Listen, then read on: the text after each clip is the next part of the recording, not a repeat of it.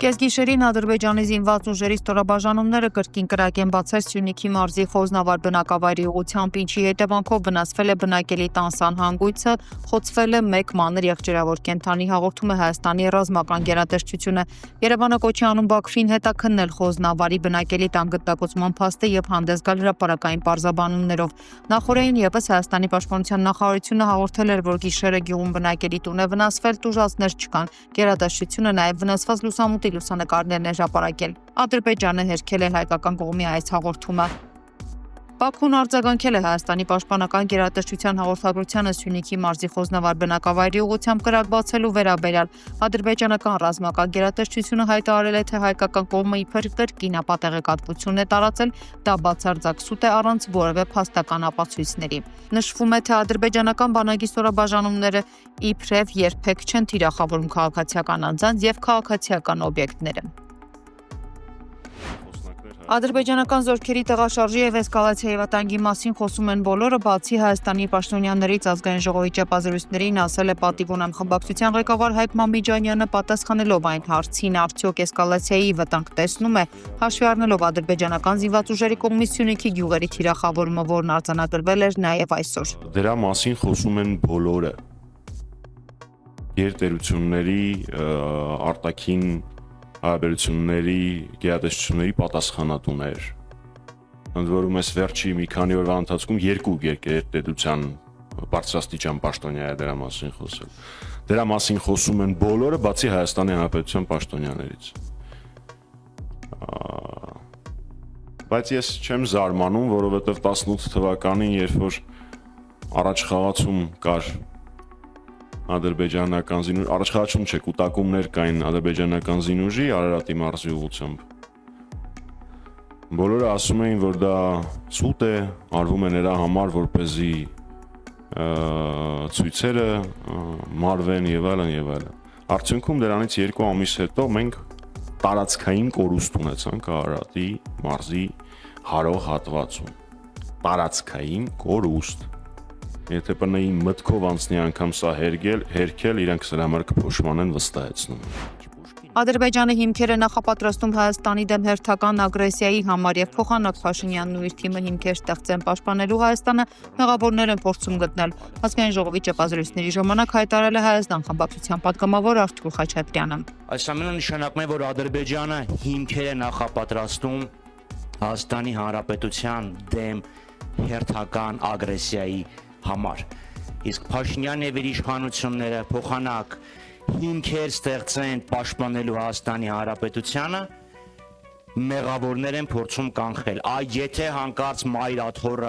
եթե Մայրաթորը այս խորհրդաժողովը չկազմակերպեր, հարձակում չէր լինի։ Եթե Արցախի Հանրապետության ազգային ժողովը նոր նախագահ չընտրեր, հարձակում չէր լինի։ Սա է իրականությունը, սա է այս ջղաձգումների խորքային պատճառը եւ նաեւ իհարկե հայրաքելական սուտ բեկեղեցու դեմ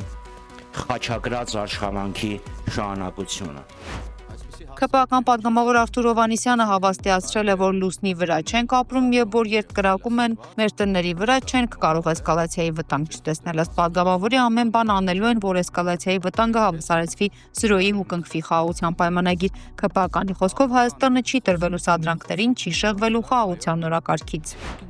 Հայաստանի վարչապետը հանրային նոր օրակարգ է առաջ քաշել պայքարի ջակատ բացելով հայ առաքելական եկեղեցու եւ նրա սպասավորների դեմ։ Հայ առաքելական եկեղեցին 1000 հատ Նիկոլ է տեսել իր կյանքի ընթացքում տարբեր կալիբրերի, տարբեր դիրքերի ու մի 1000 հատ էլ կտեսնի։ Հայ առաքելական եկեղեցին իրատամի բանը չէ, ազգային ժողովի ճեպազրույցների ժամանակ ասել է պատիվ ունեմ խմբակցության ղեկավար Հայկ Մամիջանյանը, անդրադառնալով Փաշինյանի սկանդալային ու ոչ կոռեկտ գրառմանը, նրան որակելով քաղաքական դիակ։ Նիկոլ Փաշինյանը քաղաքական դիակ է։ Դիակները, երբ որ ժամանակին չես հավաքում, գարշահոտություն են տարածում։ Ու դա առաջին հերթին մեր մեղավորությունն է, որ այդ քաղաքական դիակը դեռևս հավաքված չի։ Սա եթե փիլիսոփայական, եթե բովանդակային, դրա մասին այսօր առավոտյան գրել է պատիվ ունեմ խմբակցության քարտուղար Տիգրան Աբրահամյանը, եթե չեմ սխալվում, մայիսի 22-ին Ադրբեջանի հոգևոր առաջնորդը հրապարակային արշավ էր սկսել հայ առաքելական եկեղեցու դեմ։ Մայիսի 30-ին, չէ, 3 կառավարության նիստին մայիսի 29-ին այդ արշավը շարունակեց վարչապետի աթոռին նստածը, իսկ այսօր արեց մի գրառում, որը գիտեք, մենք որ կարդացել ենք դա հələ ոչինչ։ Բայց ես շատ ուզում եմ, որ այս գրառումը կարդան քաղաքացիական պայմանագրի падգամավորները, ում ճնշող մեծամասնությունը վստահաբար մկրտված է հայ առաքելական Սուրբ եկեղեցում, ովքեր սակադրություն են անցկացրել հայ առաքելական Սուրբ եկեղեցում, ամենածանր պահերին կյանքի ենթադրում եմ դիմել են հավատքին, կրոնին, եկեղեցուն, ինչպես բոլորս։ Կարդան բոլոր են մարդիկ, ովքեր անում են հիմա ամեն ինչ, որպեսզի ինքը մնա իշխանության։ Ուժայինները, իրավապահ համակարգը կարդան ու հրապարակային պատասխանել պետք չի, իրանք իրանց մեջ պատասխանեն մի հարցի։ Իրանք դրատակ մտնել պատրաստ են։ Եթե իրանք չեն մտածել դրա մասին Արցախի հանձնման ժամանակ, խայտառակ կազմակերպված պատերազմի ժամանակ եւ այլն, հիմա սրա տակ մտնել պատրաստ են։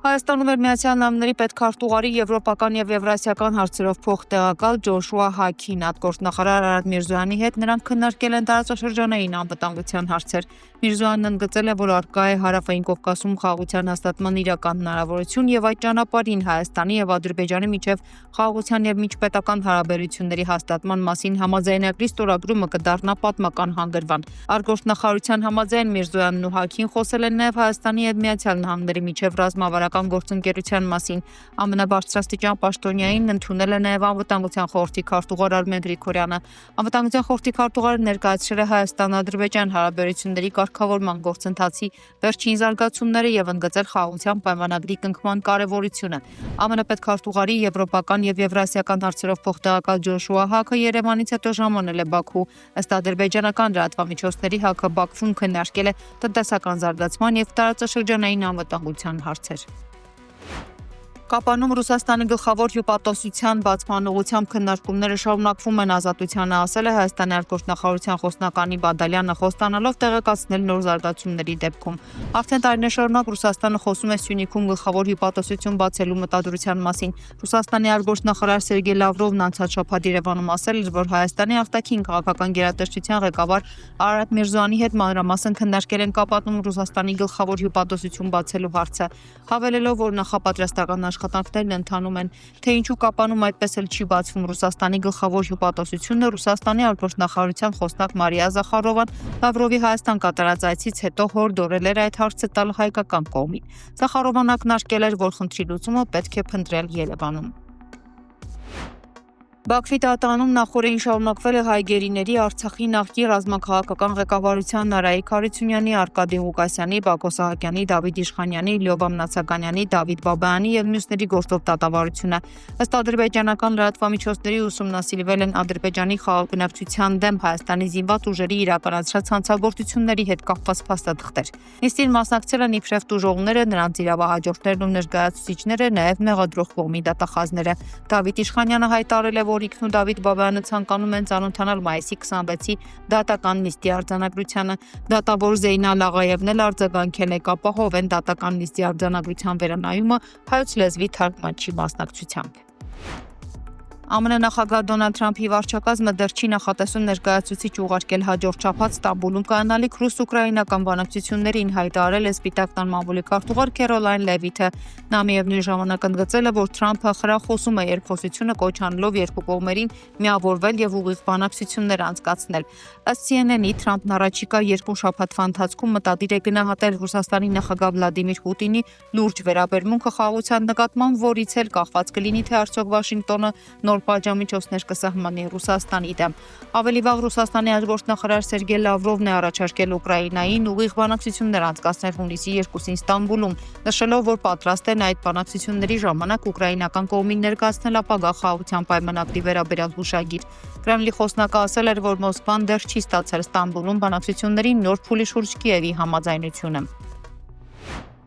Միացյալ Նահանգները առաջարկում է 60-օրյա հրադադար Գազայի հատվածում, որի առաջին շաբաթվա ընթացքում ակնկալվում է 28 ողջ եւ մահացած իսրայելցի պատանների, նաեւ 125 սմահ դատապարտված պաղեստինցի բանտարկյալների ազատ արձակում եւ 180 զոհված պաղեստինցիների աճյունների հանձնում։ ԱՄՆ նախագահ Դոնալդ Թրամփի միջնորդներ Եգիպտոսի եւ Կատարի երաշխավորած ծրագրով նախատեսվում է նաեւ օգնություն ուղարկել Գազա Միացյալ Նահանգների եւ Եվրամիության կողմից ահաբեկչական կառույց ճանաչված Համասի կողմից հրադադարի համաձայնագրի ստորագրումից անմիջապես հետո։ Ծրագիրը նախատեսում է, որ Համասն ազատ կարձակի վերջին 30 պատաններին եւ մշտական հրադադարն ուժի մեջ մտնի։ Սպիտակ տան հաղորդմամբ Իսրայելը համաձայն է հրադադարի մասին Միացյալ Նահանգների առաջարկին։